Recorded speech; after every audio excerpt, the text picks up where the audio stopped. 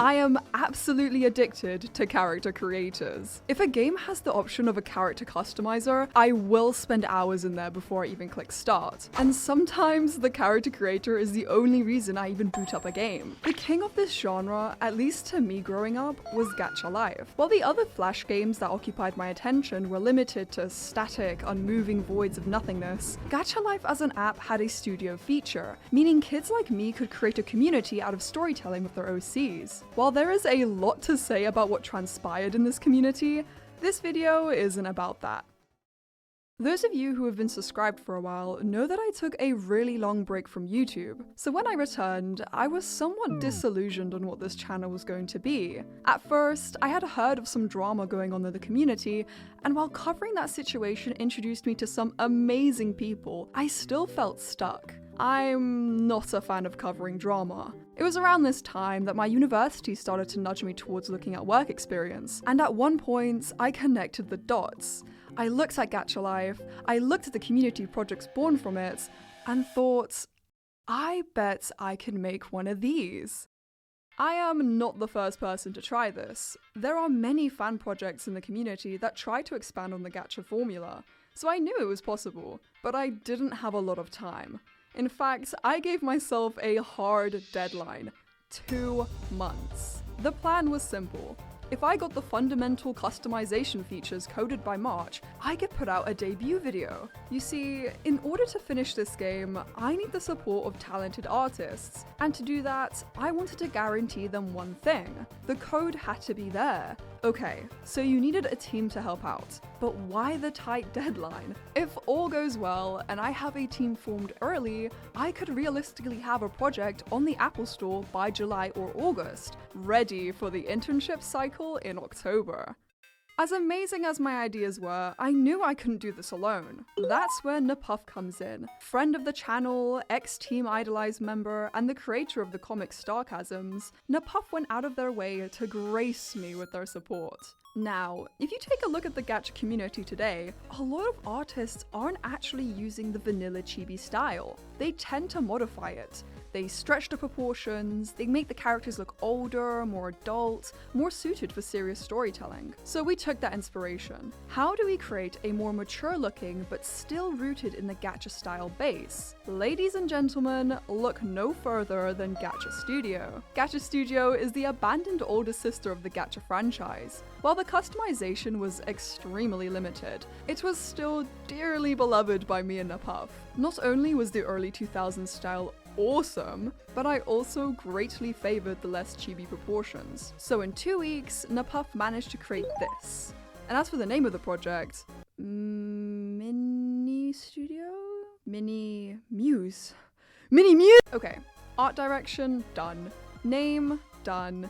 It was time to do the worst part. UI. Yeah, Mini Muse burned through 4 UIs before settling on the one we currently have. The entire month of January and a bit of February was spent in a limbo. Not because of code, not because of some crazy bug I couldn't figure out, but because we didn't have any art. So there I was, mid-February. What could possibly go wrong? Well, life got in the way. I'm a uni student with a part-time job, and my week normally looks a little something like this. Busy, right? But it wasn't just me. Napuff works even longer weeks than I do. This meant that Minimuse was quickly falling behind on schedule. Luckily, like an angel sent from the heavens above, I had another friend offer their support. Ladies and gentlemen, give it up to Spooky. Spooky was an artist for another similar project, so they knew all the ins and outs of asset creation. Their support meant that the gameplay footage that I'm about to show you will have actual, ready-made, beautifully designed assets instead of placeholders. Trust me, you do not want to see how the placeholders look like. So by the end of February, all that was left was trying to make the game look presentable. While I didn't want to focus too much on the UI because I knew it was going to be replaced, it was hard not to succumb to perfectionism. The pressure was starting to get to me. This was everyone's first impression of Minimuse. What if people thought I didn't do enough? I stupidly started to compare myself. And in retrospect, I now understand how silly that was. A quote that I like to refer back to is, it doesn't have to be perfect, it just has to exist. And while trying to make Mini-Mews exist, I learned a lot. You see, Spooky and Napuff are the sole reason this project is where it is today. The nights I spent chatting with Napuff and jumping around my room in excitement when receiving assets from Spooky made me realize just how important artists are. Now this sounds obvious. I am an artist, of course we're important. What I meant is that it's so common to see artists get taken advantage of. Without artists breathing life into projects, they'll never get as far as they do. Their contributions are the backbone of every project, and they deserve to be treated fairly. Jokes aside, I want Mini-Mews to be the project they always dreamed of being a part of. So without further ado, welcome to the official debut of Mini-Mews.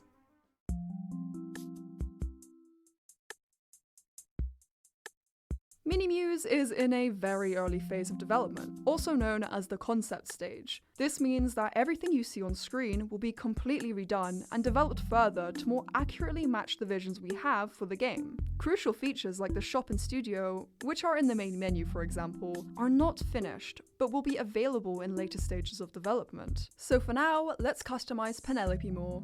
The equip and color features are all available to use, as well as an array cycle that goes through all available assets for that category. While admittedly visually simple, these arrays are coded in a way that allows me to implement new assets in minutes. So while we currently have 2 unique outfits in the game, in a few months' time, we could easily have hundreds. This system will eventually be further developed into an import system, where you can add your own custom assets into the game. As you can see, some menus are empty. This is because I don't have the assets for that category yet. But if you're interested in what these menus will eventually become, the Mini-Mews FAQ goes over it all. So, that is all we have for gameplay. A lot of the work that kept me up is unfortunately invisible. So while this may not look like much feature-wise, please understand that I only had roughly 2 weeks of straight-up coding. The rest of my time was allocated to drawing. And in that very short time, the fundamental systems of the game are done, including menus you can't see yet. And while I could have taken another month to impress you with more in-depth customization features and a main menu, I'd much rather form a team for Mini-Mews as quickly as possible. In an ideal world, Mini-Mews already has UI ready-made for coding, a team of dedicated volunteers, and years of art ready for implementation. But we don't. This project is built off the back of one somewhat inexperienced solo indie dev, so maximizing the development progress is my top priority. As for concerns with the project, the only thing really stopping Mini-Mews is time. I'm confident in my abilities to code a game similar, if not better than Gacha Life. I'm just gonna need a little more than 2 months. Here is the official Mini-Mews roadmap. As you can see, we are in conception. The next phase of development is version 1. Mini-Mews' end goal is to have all, if not more, of the dress-up game features of Gacha Life 2. And because we're aiming for an App Store release in July-August time, the project's milestones will be streamlined and public information for everyone to see. As for the state of the project now, Mini-Mews is in dire need of asset artists and UI artists. We have a game, but it is empty. To ensure every artist enjoys their time with Mini-Mews, I have carefully written out 2 contracts for the 2 positions available. These are open to the public and stipulate all of the benefits and obligations you will have while on the team. I will now briefly cover some of the topics of interest for the sake of clarity, but I highly recommend that you read these documents in full and to not rely on any third parties for information. The most available spot on the Mini-Mews team is as a volunteer mini-maker. Volunteers will have a right of ownership to all assets, art, or promotional content that they create for the game. This means that at any point in time, they can request for their assets to be removed from the project, for whatever reason. As a volunteer, you are also entitled to referrals. Beyond the work experience itself, I want to make sure this project actively benefits your future. That is why all volunteers are entitled to a professional referral from me. For example, let's say you design a hair asset for the project, but down the line you decide you want to apply for a job as a storyboard artist. When that day comes, I've got your back. I will happily sit down and write you a referral that highlights exactly what the employer needs to hear. The main hub for absolutely everything is our Discord. If you want to see development updates, participate in events, make some new friends, or officially become a mini maker, that is where you need to be. Now, the big question. What will happen to this YouTube channel? As I mentioned at the very start, I've been feeling pretty disillusioned with this channel for a while, so after much consideration, I have made a decision. This channel is officially becoming the home for Mini-Muse. That means development updates, team game nights, and all behind-the-scenes content will be posted here. But I also want this to be a space for the wider community. If other projects, say the folks working on Customs and Coffee, want to post a devlog or promote an upcoming update, they absolutely can. And also keeping the ad revenue. I feel like I have to add that.